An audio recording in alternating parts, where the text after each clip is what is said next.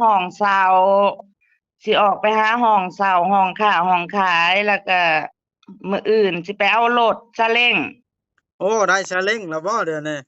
เลยติดต่อหาได้ซาเล้งแล้วเพราะว่าห้านเพิ่นบอกว่ามื้อนี้เพิ่นบ่ว่างว่าเพิ่นไปสวรรค์มื้ออื่นน่ะไปเอาได้เลยไปเอารถไปติดเอาเลยว่าเอาราคาน่ะ2,000,000แล้ราวคา2,000,000รถก็งามว่าเพราะว่ามีค้าเคยไปเอาเพิ่นแนะนำให้เด้ห้านนั่นค่ะอ๋อเลยว่าได้ซาเล้มื้องแล้วสิอื่นน่ะสิได้ไปเอารถ สิย้ายไปห้องเซโนเลยบ่เดี๋ยวนี้โดยแต่มื้อนี้หั้นสิไปซิโนสิไปหาห้องเช่านั่นล่ะห้องเช่าห้องพักโอ้แล้วมื้ออื่นมาเอารถได้ซาเล้งแล้วก็สิเก็บเครื่องแล้วก็สิขนข้าวไปขนเครื่องไปเครื่องอยู่เครื่องนอนนี่ล่ะอ๋อแล้วก็มีข้าวพี่น้องเอ้ยตื่นตอนเช้ายังหัวยุ่งหัวหยองอยู่มาแต่ไปอันนั้นไปครัวซีนน้ำเพิ่นพี่น้องเสียชีวิตพี่น้องห่างๆนี่แหละพี่น้องเอ้ยก่อนอื่นกราบทักทายสบายดีเด้อพี่น้องเด้อเนาะสบายดีพี่น้อง FC เบิดสุขุสุคนพี่น้องเอ้ยเอาเปิดภาพขึ้นมาตอนเช้าวันนี้อยู่เพื่อนพี่น้องก็พอดีว่าแม่ไม้น้องตุ๊กก็คือเอื้อยมดนั่นละเพิ่นโทรมาแจ้งข่าวดีเพิ่นว่าเพิ่นได้อ่าตามความฝันแล้วเพิ่นว่าได้เงิน2,000,000ที่บาวอดเอาไปมอบให้มื้อนั้นเอื้อยแก้วเป็นหมู่ของเอื้อยจุลี่เนี่ยเพิ่นเอาเงินส่วนนั้นไปซื้อ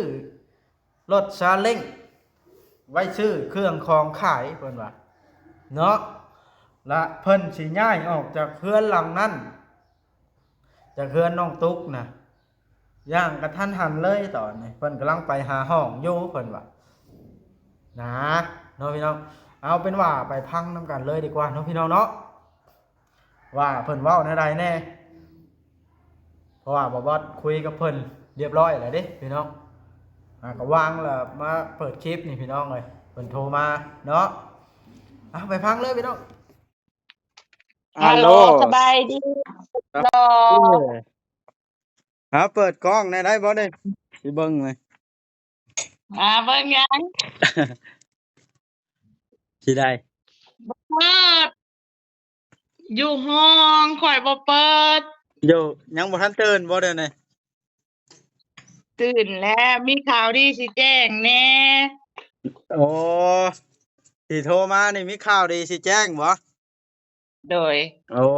ดีใจนำไว้ท่าเด้อจ้ะคันว่าข่าวดีนะ ก็บ่ดีบ่นักปานใดแบบว่าบาบอสว่างบ่มื้อนี้ก็สายๆจักหน่อยว่างอยู่จังไดเนาะโดยก็มีข่าวดีว่ามื้อนี้นะเว้ากับบ่าวจ้อยว่าสิออกไปหาห้องเช่าสิออกไปหาห้องเช่าห้องค้าห้องขายแล้วก็มื้ออื่นสิไปเอารถซาเล้งโอ้ได้ซาเล้งแล้วบ่เดี๋ยวนี้เลยติดต่อหาได้ซาเล้งแล้วเพราะว่า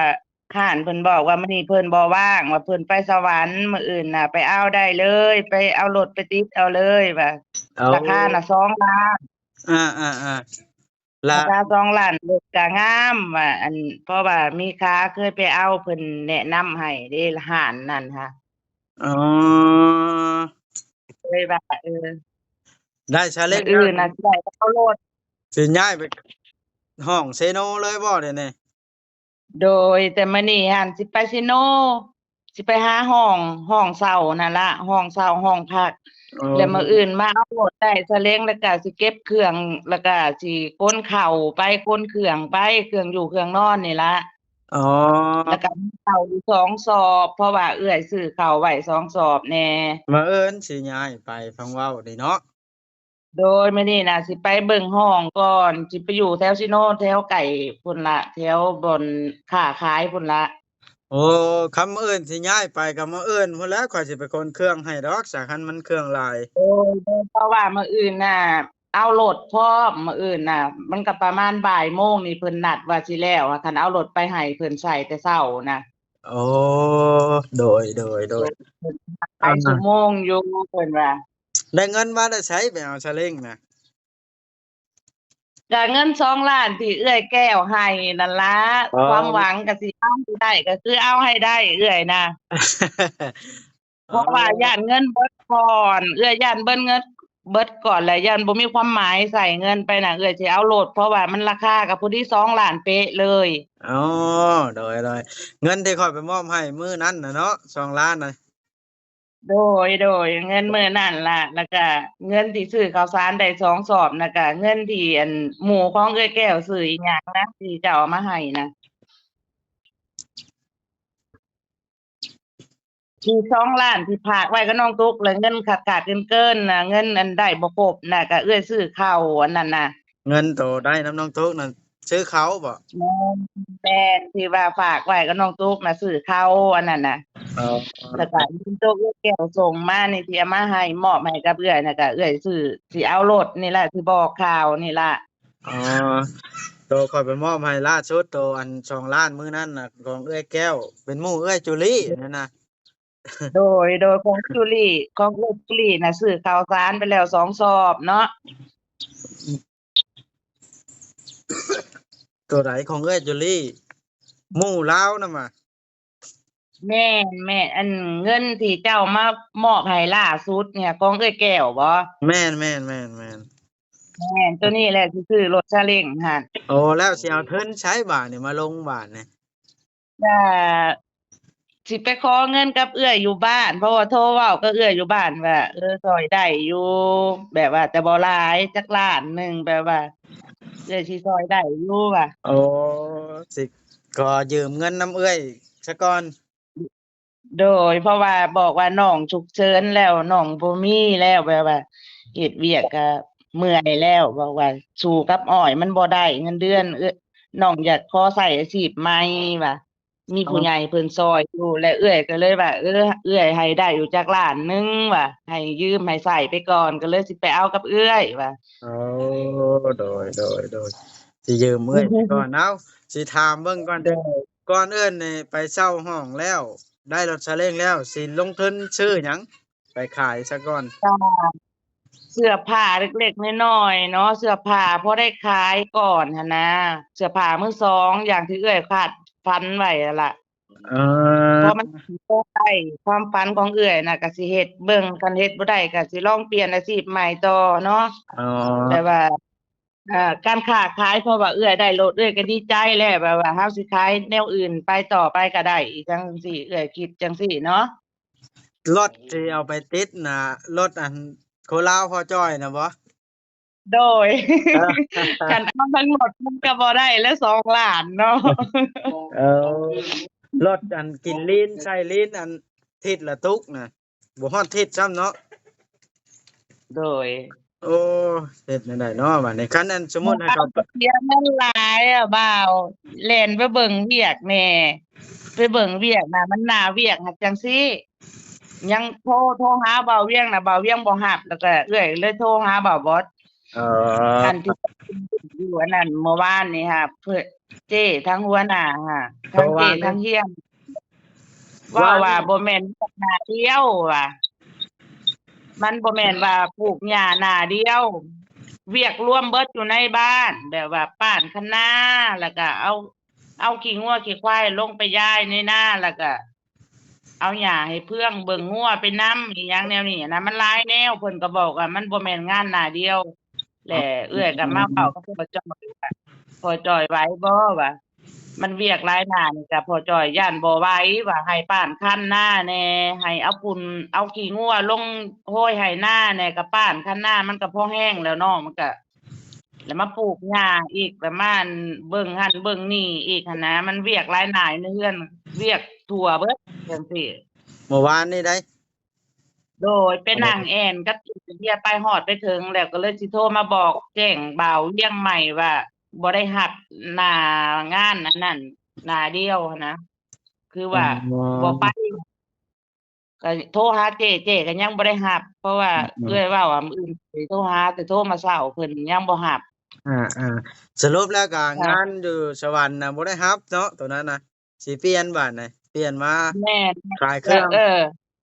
โดย เพราะว่าเอื้อยตัดสินใจแล้วมันบ่ได้เวียกทั้งนั้นก็เลยเอาทางนี้ก่อนเพราะว่าเอื้อยย้านเงินเบิดก่อนเนาะก็ได้รถแล้วก็ได้อันห้องเอื้อยก็ดีใจแล้ว อ๋อทำมาค้าขายสิได้อยู่ เงิน เจ้าคันเจ้าบริหาร เงินบ่าวบ่ อา เงินที่จะได้มาห้องนี่ก็คือเงินเอื้อยออกอ้างว่าอยากได้เรือนหลังใหม่นั่นล่ะเงิน 2,000 นั่นแหละเอื้อยสิไปหาห้องเช่าก็ถือว่าเป็นขวัญใจเอื้อยแล้วคันได้ห้องกันเนาะ อ๋อโดยเอาสู้ต่อ โดย ไปเนาะคือว่าแล้วคัน โดย อยู่หม้องเก่าก็มันมีเรื่องบ่ย่องแยกๆหลายๆแล้วมันบ่อยากอยู่ปานใดเนาะ โดย มีแต่ว่าตั้งใจให้แล้วบาดน่ะสู้เพื่อ โดย ความฝันเป็นจ โอ ริง เค เด้ บ่าวบอส ฮะ บ่าวบอสโอเคอันบ่าวเวียงก็โทรมาหาเอื้อยแล้ว เพราะว่าโทรไปหาเพิ่นกี้เพิ่นบ่รับตอนนี้เพิ่นโทรมาแล้วตอนนี้ เพิ่นโทรเข้ามาแล้วบ่ เพิ่นโทรเข้ามา2เทื่อแล้ว อ๋ออย่าพาจักหน่อยจังโทรกลับเดี๋ยวค่อยถามก่อนจักหน่อย โอเค แล้วจังโทรกลับมื้ออื่นบ่ตกลงสิไปหรือสิไปฮุบมื้อนี้เลย อันมื้อนี้ฮะเอื้อยสิไปหาห้องอยู่เซโนฟังให้ชัดเจน โด ไป ย หาห้องเพิ่นมื้ออื่นนี่ ไปเอารถซาเล้งเนาะไปเอาไปติดเอารถประมาณบ่ายโมงแต่ว่าเอารถไปแต่เช้าไปหาเพิ่นน่ะ แต่ว่าแล้วนี่ประมาณบ่ายโมงพู้นแหละเพิ่นนัดหมายให้นะ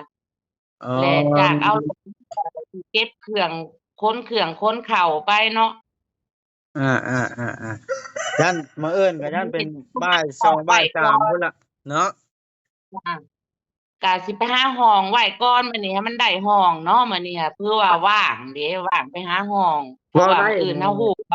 เว้าได้ในห้องอยากให้เป็นเรือนโลดเป็นเรือนเก่าเขาหาเช่าเป็นปีเป็นหยังไปแบบนั้นนะมันจังอัน เป็นปีคันเป็นปีมันก็สิแพงนะบ่าวบอดโอ้ไปสิไหวเนาะ เอาหาเงินเก็บได้จังเอาให้ได้จะเป็นปีมัดจำก้อนดำสมมุติว่า บ่มี 1,000 2,000แบบ บ้านอยู่แล้วบ่าวบอดมันยังบ่มีเงินก้อนที่เข้าไปอยู่รายจ่ายนี่มันสิหาอยู่ไสทันน่ะแบบว่าคันห้องเช่านี่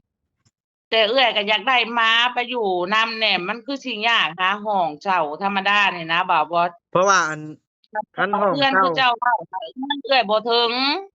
คันห้อง มัน เช่า เดือนละล้านฝากอ้ายผู้ใด ขอยย้านมันหอมหั่นนะ อ้าวคันเช่าเฮือนเป็นหลังอะมันต้องเป็นล้านกว่าผู้ใดเดือน แม่พ่อ เนาะ พ่อเวียอยู่สบายดีนะลูก สบายดี โอเค ตื่นนอนแล้วบ่ตอบแทน ก็ตื่นนอนเตรียมสิลงโรงเรียน มีแต่ว่าแนวนั้นแหล้วซั่นน่ะเนาะ โดย มื้ออื่นมักคนเครื่องคนของจังโทรมาว่ากันไปเวลาใดก็ได้ก็สิ ถ้า เป็นค มื้อน นี้น่ะก็บ่ต้องอันนั้นดอกเพราะว่าสิไปไซโนคันว่าเจ้าสิได้มามื้อนี้ก็บ่มาก็บ่เห็นดอก เพราะว่ามื้ออื่นพุ่นละจังสิเห็นกันเจอกัน เพ บ่ ราะ ได้ ว่า ไป เอื้อยสิไปหาหมอสิไปไซโนพุ่นแหละ มื้อนี้ย้านข้อยบ่ได้ไปดอกเพราะว่าข้อยสิไปทิ่มพี่น้องเสียในบ้านนี่นะซะก่อน โดย เพราะว่าทิ่มแล้วว่าสิไปหาเจ้าคันว่ามีเวียกนะบ่มีแล้วก็มื้ออื่นพุ่นแล้ว มื้ออื่นจังเจอกันเนาะบ่าวเนาะ มื้อนี้ไปหาห้องให้ได้เด้อมื้อนี้เด้อ โดยเพิ่นโทรมาอีกแหละบ่าวเวียงโทรมาอีกแหละ พ่อจ้อยไปทางใดพ่อจ้อยน่ะ อยู่นี่ล่ะ ทางบ่ปากเนาะ บ่ปากเบิ่งนำกันอยู่ โอ้ยโอเคซะนะรับพายเพิ่นแน่ โอเค โอเคบ๊ายบาย บาย พี่น้องเอ้ยฟังแล้วก็ได้ยินเป็นแบบนี้แล้วก็ดีใจนํพี่น้องเอ้ยเรามีความตั้งใจสูงอีหลีเราถือว่าเรานี่ต้องการอยู่กับพ่อจ้อยอย่างเป็นทางการพี่น้องเอ้ยแบบว่าฮักแพงกันดีน่าสนับสนุนอยู่ผัวเมียคู่นี่คนรู้จักอยากได้อยากมีใช้เงินแบบมีเหตุผลมันชื่อเข้าซองสอบเงินอันที่ว่าน้องตุ๊กบ่จิตเอามามอบให้ตอนนั้นน่ะและส่วนบ่บอสเอาไปมอบให้อัน2ล้านแล้วเพิ่นซื้อซาเล้งเฮาเห็นน้ำกูกีบกูบ่าหรือสิ่งที่เพิ่นใช้จ่ายเนาะและเหลือเงิน 2,000 ที่เพิ่นอ้างข่อยตอนนั้นเพิ่นว่าไว้ซื้อดินนะพี่น้องเพิ่นสิเอาไปหาเช่าห้องเพิ่นว่าก็ถือว่าสมควรอยู่พี่น้องเอ้ยการใช้จ่ายเงินนี่แบบบ่ฟุ่มเฟือยแล้วก็รู้จักคุณค่าของเงินเนาะก็ดีใจนํพี่น้องเอ้ยมาเอิ้นพุ่นละพี่น้องเอ้ย มื้ออื่นตอนเที่ยงๆบ่ายๆเฮาสิอันไปขนเครื่องขนของไปส่งเพิ่นอยู่ห้องเนาะเพิ่น เอาซาเล้งแก้ไปคือสิบ่เบิดดอกพี่น้องเอ้ยเฮาสิเอารถเฮาแล้วไปใส่คนให้เพิ่นต่างซอยกันเนาะก็ถือว่าเป็นความคิดที่ดีเพิ่นย้ายออกก็มันเพราะว่าอยู่ไปก็มันลำบากใจมันมันระหองระแหงกันแล้วหั่นนะพี่น้องแต่ต้องขอโทษขออภัยนำพี่น้องเอ้ยยังบ่ช่วยหน้าหากระตื่นบ่แม่นหากระตื่นดอกหากะมาแต่เวียกไปแต่เด็กไปครัวซีนน้ำข้าวหัวหยุ่งหัวยองหมุนนี้เบิดแล้วนี่ล่ะ เอาโอเคพี่น้องเอ้ยสิจบคลิปซำนี้ซะก่อนบาดนี้เนาะเฮาก็นำข่าวมาแจ้ง FC การติดตามเรื่องเอ้ยมดแม่ใหม่น้องตุ๊กก็ได้เนาะว่านี่ขึ้นบ้านป้าแต๋วขึ้นบ้านใหม่ป้าแต๋วยังบ่แล้วคักดอกพี่น้องเอ้ยก็ขึ้นยังเป็นฮาวเป็นทาสีมันนะฮาวนะทางเอื้อยจุลี่เพิ่นว่าสั่งอยู่กำลังสั่งเฮ็ดลูกติ้งนำไอ้น้อยว่าฉันเฮาไปแล้วไอ้น้อยว่าบ่ว่างนะมื้อนั้นแล้วเอื้อยจุลี่แชทหาเพิ่นละเฮ็ดให้น่ะมาเนาะพี่น้องทีแรกว่าสิได้ไปซื้ออยู่ชิโน่แล้วทางเฮาก็ได้เอาโอเคบ๊ายบายคลิปหน้าจังพอกันเนาะพี่น้องเนาะฝากติดตามกดไลค์กดแชร์ให้หน่อยเด้อ